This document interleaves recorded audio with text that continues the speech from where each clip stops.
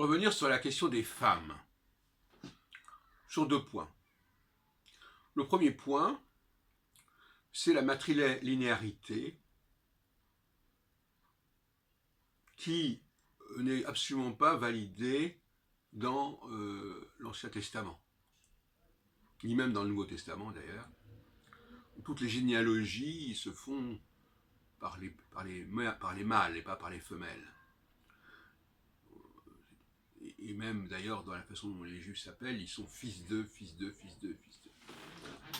Fils d'eux, et on met toujours le père.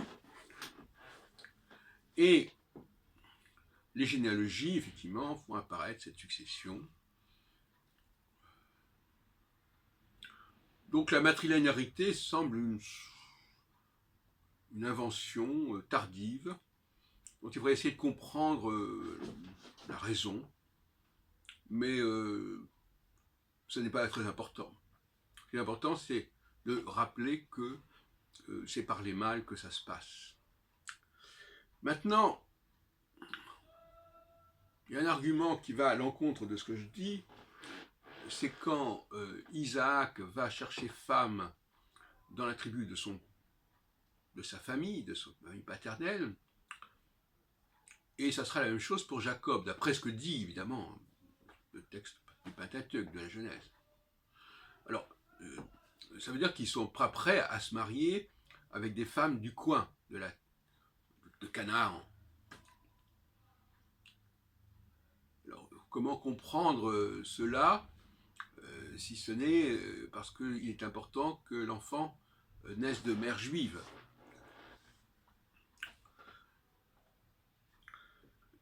On a du mal à articuler ces différentes données entre elles. Et on peut même se demander s'il n'y a pas là une interpolation.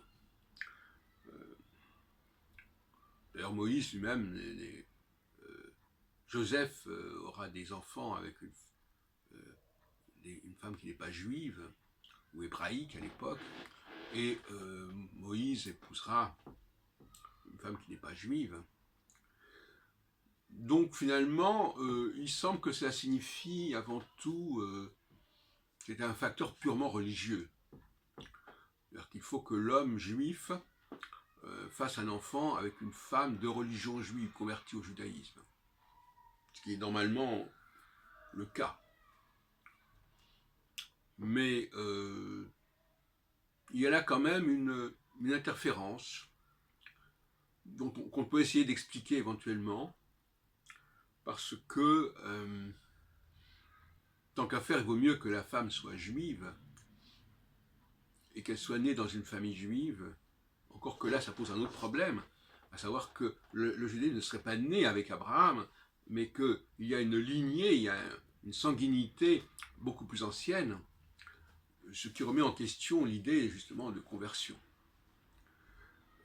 Abraham est simplement un Hébreu qui a décidé qui a rencontré Yahvé, si on veut, mais le peuple hébreu n'est pas né de cette rencontre avec Yahvé, comme on le laisse souvent croire. J'en resterai sur ce point, j'en resterai là. Et je passe à un autre aspect complètement différent, apparemment, qui est la question du comportement qu'on peut observer chez les femmes aujourd'hui encore.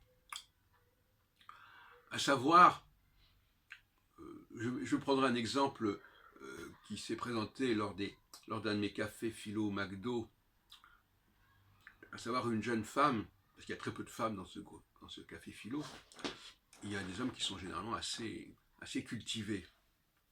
Et la jeune femme qui était là, la femme qui n'est pas toute jeune d'ailleurs, tout d'un coup a sorti les 10 commandements catholiques.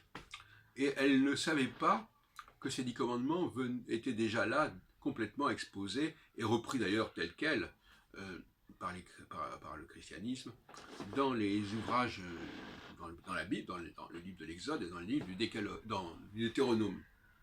Alors c'est assez stupéfiant. Voilà une femme qui a une 50aine d'années, et qui est restée sur des idées fausses, et qui n'a pas su, je dirais, réparer les défaillances de ce qu'elle a pu apprendre, pour une raison ou pour une autre d'ailleurs, quand elle était plus jeune. Et je dirais que ce mot réparer me plaît assez parce que je dis toujours que, par exemple, si quelqu'un se blesse, ça va cicatriser. Si c'est un être vivant, ou même si c'est un végétal, enfin en tout cas un être vivant, lui, ça cicatrise, alors qu'une machine, elle ne va pas cicatriser, et il va falloir intervenir pour la réparer.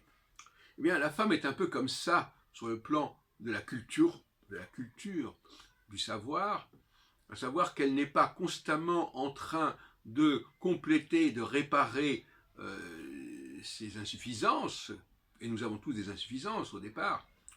Ce que nous recevons, c'est quand même très insuffisant quand nous avons quelques années. Et elle ne le fait pas de la même façon que le font les hommes. Donc elle ne sait pas se réparer, elle ne sait pas se corriger. Il faut intervenir pour que ça se fasse. Il faut intervenir de l'extérieur. Donc il n'y a pas ce qu'on pourrait appeler une autocorrection que la femme mènerait tout au long de sa vie. Elle sait des choses, oui bien sûr, elle sait des choses, mais avec le temps, la différence entre les hommes et les femmes devient de plus en plus flagrante. Une jeune femme sortir de l'adolescence peut avoir un bagage à peu près comparable à celui d'un jeune homme, avec toutes les carences et les lacunes que ça peut représenter, mais plus le temps passe et plus l'écart entre le niveau de culture générale et surtout, alors de culture générale, c'est de capacité à corriger ses erreurs, parce que la culture générale, c'est avant tout un outil pour ne pas dire de conneries et pour corriger les choses qu'on a mal comprises dans son enfance. Donc plus le temps passe, plus l'écart devient de plus en plus problématique, et donc à 40 ans, à 50 ans, à 60 ans, le décalage est absolument colossal entre le niveau de connaissance, je dirais donc la capacité à produire des erreurs chez la femme de 50 ans est beaucoup plus grande que la capacité à produire des erreurs chez l'homme de 50 ans. Je dis bien des erreurs de connaissance, je ne parle pas des opinions qu'on peut avoir ou sur lesquelles on peut ne pas être d'accord. On parle pas, il ne s'agit pas d'avoir des opinions, il s'agit d'avoir des données. Bon, les femmes ont des données qui de plus en plus seront moins assurées, moins établies avec l'âge que les hommes. Et par conséquent, le temps joue contre les femmes. Et c'est un point très important, parce que au fond, nous savons que toute la question est là. C'est-à-dire qu'avec le temps, ce qu'au fond les femmes ne tient pas, s'écroule, est insuffisant. C'est pour ça qu'elles ne sont pas retenues dans les livres d'histoire, de la peinture, de la musique, de la philosophie, tout ce qu'on voudra, etc. Ça ne tient pas, alors que chez les hommes, ça tient davantage. Et la postérité est très cruelle envers les femmes. On dit qu'elles ont été oubliées. En réalité, elles ont produit des choses, mais ce qu'elles ont produit n'est pas, comme on dit aujourd'hui, viable, n'est pas soutenable, comme on dit un développement soutenable, etc. En anglais, sustainable. Voilà, donc voilà ce que je voulais dire sur cette question du masculin et du féminin en ce 30 novembre 2017, qui est la veille de mes 70 ans.